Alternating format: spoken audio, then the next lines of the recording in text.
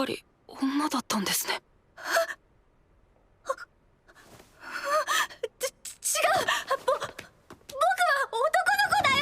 This episode, okay. Yo, episode number 10, my friends. Okay, so we got big things happening in the ED space.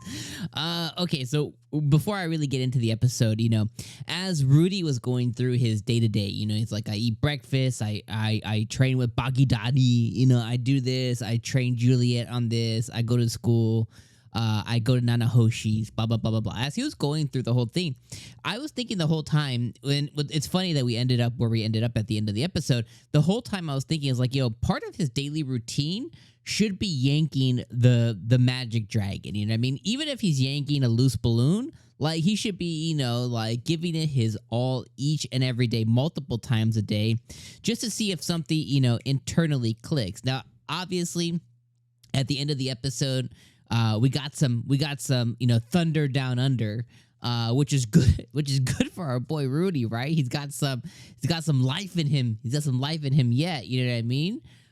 Your boy's about to put on the inches. But the whole entire time that was one of my frustrations. Like, if you have this problem, right, and it's it's a problem with your downstairs neighbor. You know what I mean? Like, grab the broom and hit it a little bit, you know what I mean? Like, just throw it around, you know what I mean? Be rough with it.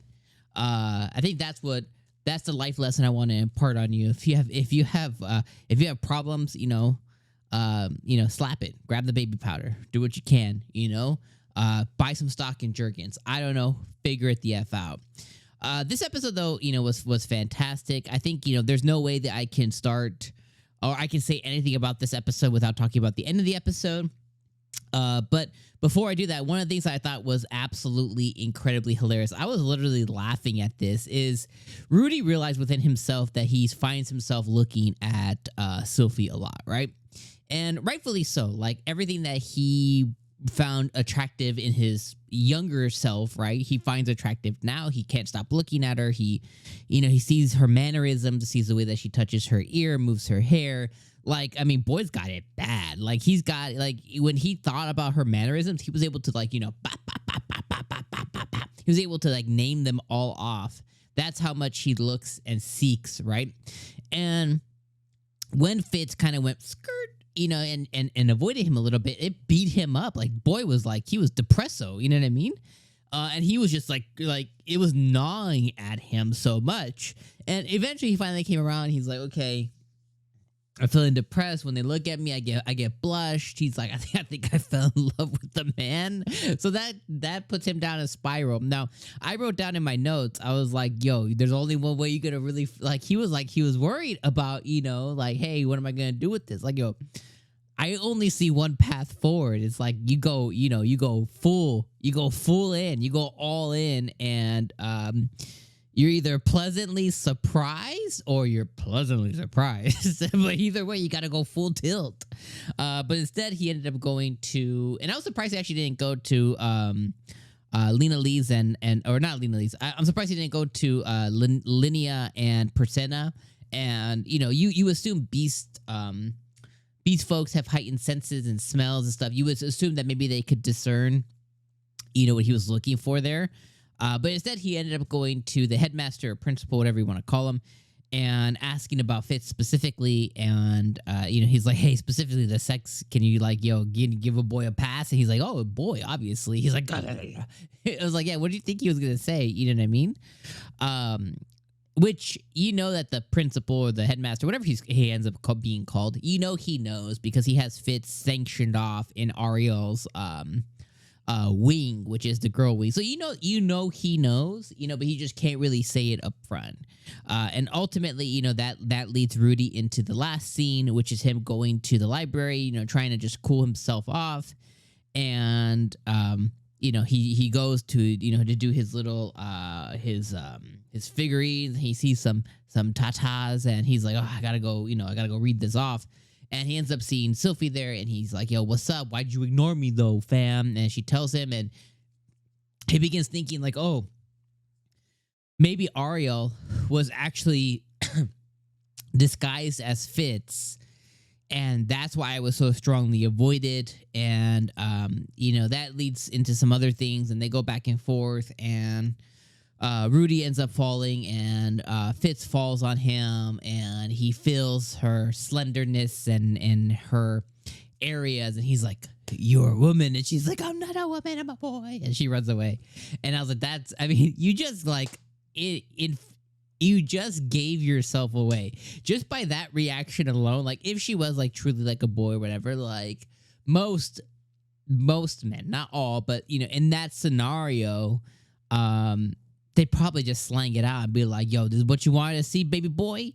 You know what I mean? And then, it would be quashed after that. But because of the way that she reacted, it gave, her house of cards was revealed, or, you know what I mean? And like, I can tell you, poker face gone, and she was not holding it straight. That's all I'm trying to tell y'all, okay? So I thought that was a hilarious scene. I like how, at that moment, Rudy's like, "Yo, he's like, "Yo, we back." He said, "We back." He said, "Lord, man, God, thank you." I was like, I was dying at that. And he's like, he's like, okay, we're not there yet, but we'll take it slow. I know. He's like, I can see the goalpost, and I'm gonna get there. Just the way he handled just that whole thing was, absolutely hilarious. And I call him the Yanking Dragon now. So, outside of that, though, like, I do really enjoy as well too on just his overall excitement. You know what I mean? I love that he's just so excited, and I'm sad that at the end of the day, this was episode number 10, and we have episode number 11 and 12. So we have 2 more episodes to kind of relish in the truth finally coming out. So I'm glad that we got here, and it wasn't us ending the season on that, because I kind of had a feeling that we would just like have Fitz confess that she's Sylphie, and then it's like, join us next season. And I'm glad that we actually got to this space to where it wasn't a full confession, but he knows the truth now, as he was suspecting, because her mannerisms pointed towards girl. So I'm glad that now he knows the truth, so we can all relish in the fact that the pussyfooting around can kind of stop, which is good, because some of it was occurring this episode with us finding out that Rudy's now 16, us finding out that it's been a whole year. So it's not that Fitz or Sylphie hasn't told Rudy, like, "I'm Sylphie," for a few weeks or a couple of months even. Like, she'd been dodging boy for a year. And Ariel, seemingly what you would assume months ago, said, "Yo, don't worry about me. Go tell your boy whatever you want." So she's just been leaving him hanging. And all while she's leaving him hanging, she's been stressing about that he's not spending time with her, wondering why. She's jealous about Nanahoshi. She's jealous about Linnea and Persena. She's jealous that he may have had some activity before her. Like, she's so, like, he consumes her mind so much, and then she's like, "Oh, but I've lost my confidence. I can't find my confidence." Like, but the answer to all of her question is, be honest with him, and she just can't muster up the courage to do it. But all of her feelings point towards, the answer, you're just not. It's like not there. Outside of that, because I know I'm at time, the rest of the episode, just went through the paces. We saw Boggy Dottie a lot, which I really like him a lot. We saw Nanahoshi testing out her magic circles. Essentially, her main goal is get to a point where she can summon somebody from their world. So she wants to, once she figures that out, she wants to reverse engineer that and then figure out how to send them and her back. Essentially, Rudy's worried about another mine disaster happening, and then we got to see him meet up with Soldat and the crew, because they were in town, and they he got to see him kind of shoot the crap with them, and then we saw Alita Lee's taking Cliff out to become an adventurer, and Cliff also found a way forward as well too, because Rudy had talked about how about curses, and how whatever the dude at the top's name was, Laplace, had placed the curses on objects to incriminate the whatever they're called, the green hair people. I had it and then I lost it. I don't know why. But he there that all happened too. So again, a lot more other moving parts within the episode too. And I'm sure someone's gonna call me out for getting that in the comments. But if you made it to this part of the video, love you, y'all. Anyways, let me know your thoughts in the comments below. Hey, 10 minutes. Peace.